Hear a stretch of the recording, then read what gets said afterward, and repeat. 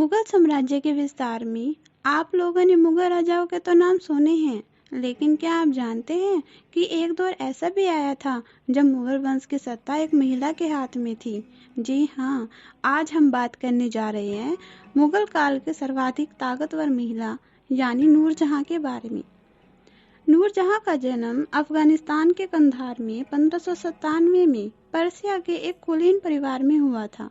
उनका असली नाम मेहरुन्निसा था। मेहरुन्निसा के पिता गियास बेग मुगल शासक अकबर की सेवा करते थे। महज 17 साल की उम्र में मेहरुन्निसा की शादी एक पारसी के साथ हुई जिनका अपने क्षेत्र पर दबदबा था। उनसे उन्हें पहली संतान हुई जिसका नाम उन्होंने लाडली बेगम रखा था।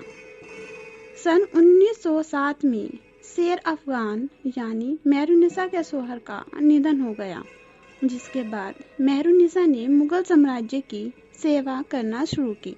1605 में अकबर के निधन के बाद जहांगीर ने उत्तराधिकारी के तौर पर शासन किया।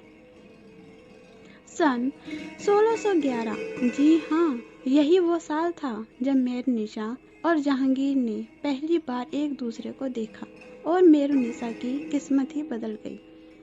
दरअसल उस काल नौरोज उत्सव के दौरान जहांगीर ने मीना बाजार पैलेस में मेहरुन्निसा को पहली बार देखा।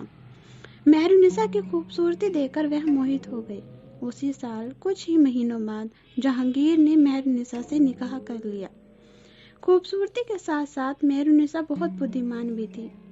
वो राज्य के हर काम पर नजर रखती थी, जिस कारण बहुत ही कम समय में वह जहांगीर की पसंदीदा बीवी बन गई। शादी के बाद जहांगीर ने उन्हें नाम दिया नूर महल, जिसका मतलब है महल की रोशनी।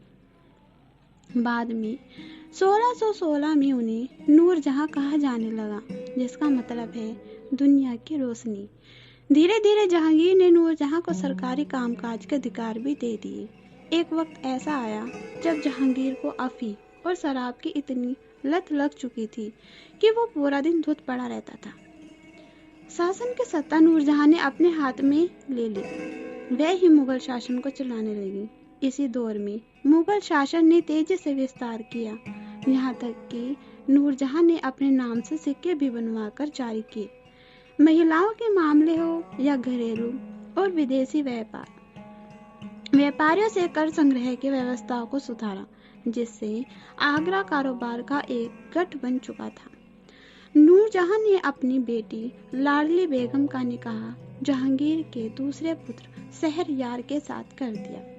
नूरजहां के भाई आसफ जहां की पुत्री मुमताज महल का विवाह जहांगीर के बेटे शाहजहां से हुआ था। नूरजहां चाहती थी कि उसका दामाद शहरयार ही उसकी मृत्यु के पश्चात राज्य का उत्तराधिकारी बने। इसलिए उसने शाहजहां के विरुद्ध जहांगीर से खूब शिकायत की और उसका मन शाहजहां की तरफ से फेंक दिया। जहांगीर के चार पुत्र थे, खुसरो, शाहजहां, परवेज और शहरयार। सन 1622 ईस्वी में शाहजहां ने खुसरो को मरवा डाला और उसके मृतक शरीर को प्रयाग के एक बाग में दफना दिया। आजकल इस बाग को खुसरो बाग कहते हैं। शाहजहां अपने पिता से इतना असंतुष्ट नहीं था जितना नूरजहां से। वह जानता था कि उसके बादशाह बनने में नूरजहां ही बाधक हो रही है। 1627 में जहांगीर की मृत्यु के पश्चात शाहजहां ने अपनी सौतेली मां को केवल महल तक ही सीमित कर दिया। नूर के पास ना वो शक्तियां रही और ना ही वैसा जज्बा। वो 18 साल जहांगीर के बगैर जिंदा रही। हरम की मेहरुन्निसा से मुगल साम्राज्य की सबसे ताकतवर महिला नूरजहां होने तक का सफर किसी जादू से कम नहीं लगता। 1645 में नूरजहां का निधन हुआ। लाहौर में जहांगीर के मकबरे के करीब ही शाहतरा में नूरजहां को दफनाया गया।